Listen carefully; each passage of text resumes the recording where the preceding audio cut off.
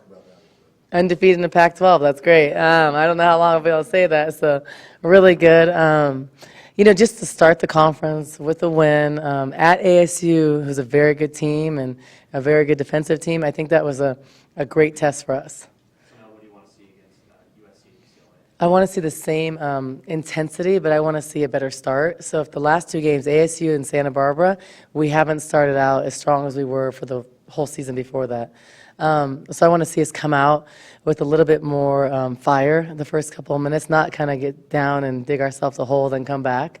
And there's just little things we're working on. Some of our offensive spacing, some of our positioning on defense can get better. So we worked on that today. So I'm hoping that we can translate that into games. And what do you see as the biggest challenge that USC presents? They're really athletic. I think one of the biggest challenges, the first thing is playing on the road in the Pac-12. That's a challenge in itself, regardless of who you're playing. But we know USC is a really good team. Mark Track does a really good job with his team. They're very organized. They're going to be aggressive. They're going to be versatile. So we know that we have to play well. And then we go into UCLA. It's a tough weekend. I feel like in the Pac-12 there isn't one easy weekend. So we know we're playing two really athletic teams that play really well at home. So we just have to go and be able to take care of business on the road. Anytime if you can get a sweep in this conference at home, it's great. If you can get a sweep on the road, it is phenomenal, which it won't happen for a lot of teams that often. And if you can go and if you could split on the road or you just don't want to go on the road and not win games. And then, for us, we want to take care of business. Obviously, you're working for a sweep or a split. You just don't want to go 0-4 on the road, and then you come back and take care of business at home. So the slow starts, what do you kind of attribute that to? I don't know, because for 10 games before that, we had great starts. I mean, we were on fire the first few minutes. So I think definitely attribute to Santa Barbara for our 9 days off.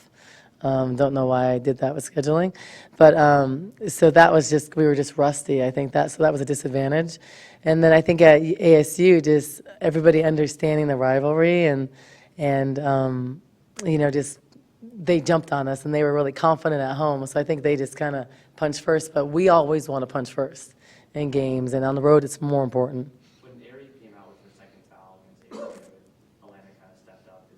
Did you ever think like, oh, in 2 years when Ari's gone, this might be what it looks like? Yeah, I mean, I think about that a lot. So I think Helena is going to get better and better. She's already improved so much from the beginning of the year. So I think she's just kind of shown a little bit of what she can do. She's going to be better. I think it's hard, but when I look back and I think about it, last year if Ari had 2 fouls or played 28 minutes, we wouldn't have won. And we've done that multiple times this year. She was only averaging like 27 minutes the whole non-conference. So if we can win games when Ari's in foul trouble, it's really good. So I think that's what a team can do. And think about it. We've been without Dominique for a month. She's just starting to come back. So we've been able to win on the road against good teams without a starter who plays 35 minutes a game, 34 minutes a game. So I think different people are stepping up, and we have to continue to do that. Her status is she's just jogging now, so we're expecting her back within the week. So, we'll see. But we're not rushing it until she's 100%. I don't want her to play at 75%. For me, it's not worth it. So we're just kind of taking it day by day. I mean, in a perfect world, would you just put her right back in the starting lineup, or would you have her come off the bench for a little bit? I don't know yet. I think it would depend on how ready she was. But I'm going to put her in a situation where she can be successful. I'm not going to go and bring her back and play her 35 minutes. So I'm just going to ease her back in because the main thing is having her for the entire rest of the season. So that's the goal. Is it a concern at all because you kind of the players who take more minutes when she's been out, and then you kind of have to put her back in, she'll play how many she was, and have to reduce some of the roles of that? No, because I think that it makes us better later. Because if I can get our starters to playing less minutes, I think the longevity of them being fresh at the end of the year is good. Sorry, guys. So I don't really think about that. I think that just different people are going to step up at different nights, and we just kind of go and see who's playing best at that time. Sorry. No, good. Jeez. I wasn't coughing till now. Wait till the press conference to cough. Awesome. Okay. So, Coach, Coach, other than the ASU defense, what were the contributing factors to maybe the poor performance of shooting it from the perimeter?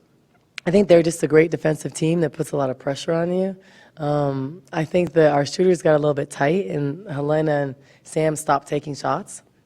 And I think that's just what it was. But it's kind of been like that the last couple of games. But, you know, we're working on shooting now. I told them I don't care if you're 0 for 5. Keep on shooting. And so hopefully you'll see that turn around because we have to shoot the 3 better. So we talked about all the time about, you know, what you guys are doing and how you've improved. What do you think is the difference with your team now from the last time you played USC in the Pac-12 tournament and UCLA? I think the last time you played them was 3 overtime Yeah. that you lost here.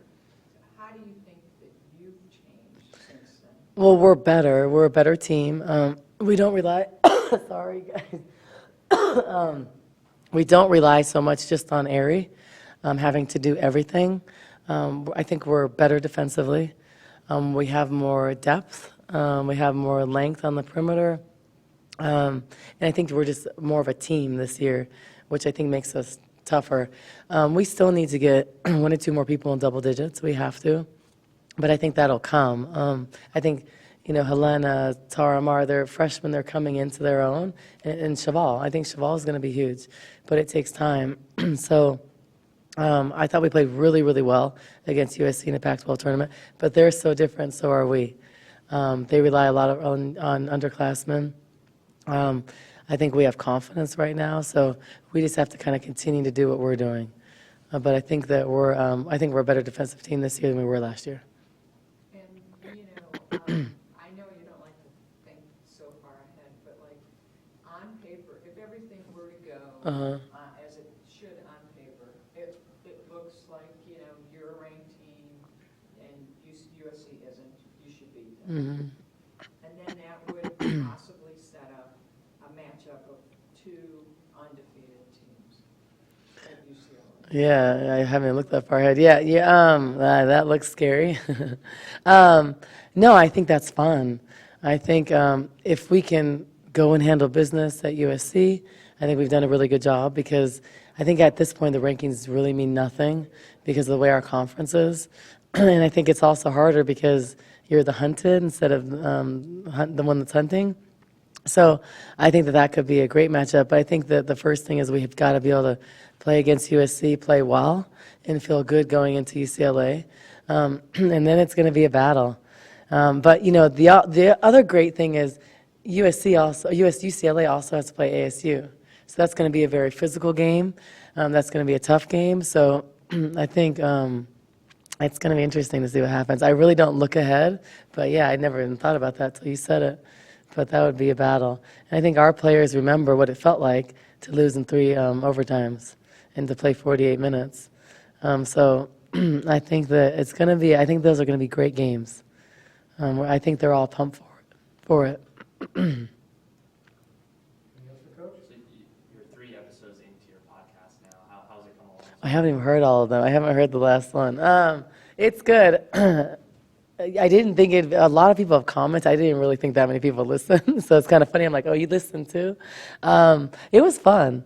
I think, what do you guys think of it? Oh, the Candrea one was, that's the best interview ever with Candrea. Really, and I haven't heard that yet. Well, and I think the cool thing about me doing it is I have friendships and relationships and trust. And Candrea is someone who I look up to. He's someone who I talk to about stuff. If I can learn 100 things from Candrea or 2 things, I've done a good job because he's great. And he has so much experience. And so when I was talking to him, it's great for me too. And I've talked to him other times, but I mean, he gave me great ideas and I implemented some of those things this year. So when you're able to go down the hall and learn from one of the best ever for softball, it's awesome. So doing an interview like that, I think they're a lot more open, a lot more just, I think it's more casual for them. They can talk and be honest and more authentic, I think, than if it was just sitting here like this. I think people tend to be way less authentic. And, you know, with Dave, I think no one ever hears from Dave besides he has to make decisions. He makes all the tough decisions in this department. So every decision he makes, half people aren't happy. So I think that's a very difficult situation that you don't understand until you're in it. I don't even understand what his job's like. It's a lot harder than mine. But for some people to hear what he likes to do, how he unwinds, or get to know him personally, I think it's special. And then Sean too. Where they can relax and kind of just talk. And I'm not trying to ask questions that put them in a tough situation. I'm just like trying to get things that I think people would like to hear and the stuff that I want to know. So I think it's been good. It's been fun. You always learn stuff, so what's like the one thing that you learned? Just a lot of, there's so many similarities between us and softball, just as far as coaching a team.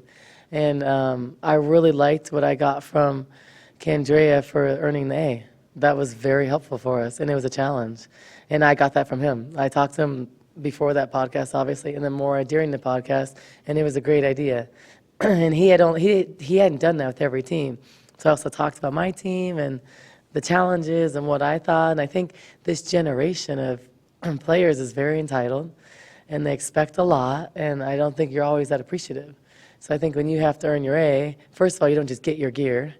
And it's not all about that. It's about like the pride in the A and the gear. But like they just want, they want the gear. And so I think when you have to earn it, it means more.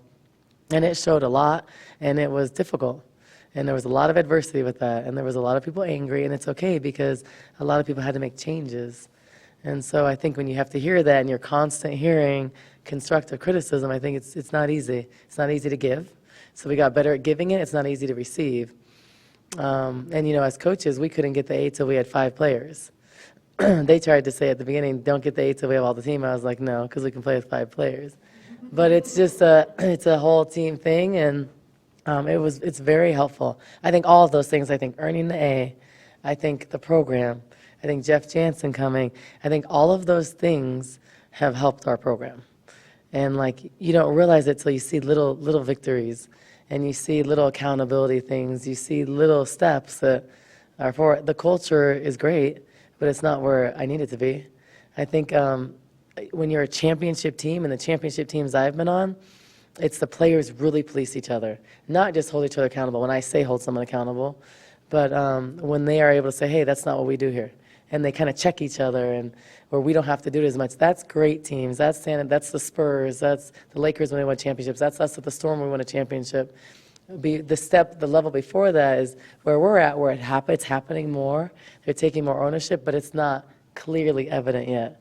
But it will be in a couple of years. But talking to Corey Close, Scott Ruick, it takes 6 years. But I mean, it is very good now. But I want it to be the best. So we're going to work at that. And then you have to reinforce it. You have to talk about it. You don't just do a course one time and never talk about it again. You got to revisit it. So for us, it's constant holding people accountable for those things. So, but it's helped us win. No doubt. Okay, cool. Thanks, you guys.